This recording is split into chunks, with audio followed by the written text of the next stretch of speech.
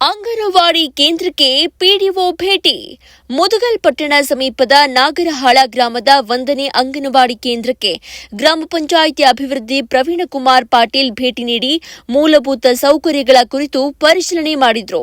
ಸಾರ್ವಜನಿಕರು ಹಾಗೂ ಗ್ರಾಮ ಪಂಚಾಯಿತಿ ಸದಸ್ಯರ ಸಮ್ಮುಖದಲ್ಲಿ ಕುಡಿಯುವ ನೀರಿನ ಬಗ್ಗೆ ವಿಚಾರಿಸಿದಾಗ ನೀರು ವ್ಯವಸ್ಥೆ ಇರುವುದು, ಸಿಂಟೆಕ್ಸ್ ತುಂಬಿರುವುದು ಕಂಡುಬಂದಿತ್ತು.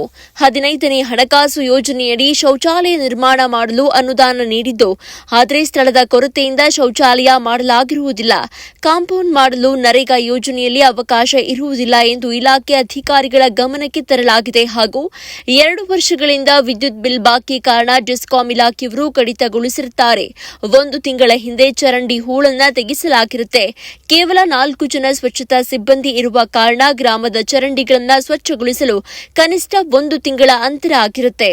ಮಳೆಗಾಲದ ಕಾರಣ ಕಸ ಕಳೆ ಬೆಳೆದಿರುತ್ತದೆ ಹಾಗೂ ತಿಪ್ಪೆ ಗುಂಡಿಗಳನ್ನು ಸಾರ್ವಜನಿಕರು ತೆರವುಗೊಳಿಸಬೇಕು ಎಂದು ಪಿಡಿಒ ಸೂಚನೆ ನೀಡಿದರು. ಈ ಸಂದರ್ಭದಲ್ಲಿ ಸದಸ್ಯರಾದ ಶಶಿಧರ ಗೊರೆಬಾಳ, ಸಾಬಣ್ಣ ಮುಕ್ಕಣ್ಣನವರ ಹಾಗೂ ಸುರೇಶ ಮುಕ್ಕಣ್ಣನವರ, ನಾಗರಾಜ್ ಬೋವಿ, ಮುತ್ತಣ್ಣ ಚಲುವಾದಿ, ಆಶಿಫ್ ಪಿರಾ, ರಮೇಶ್ ಗೋಂಡಿ, ಜಾವೇದ್ ಸಾಬಾ ಸೇರಿದಂತೆ ಗ್ರಾಮ ಪಂಚಾಯಿತಿ ಸಿಬ್ಬಂದಿ ಇದ್ದರು. ವರದಿ ಮೌನೇಶ ಶಿವನಗುತ್ತಿ.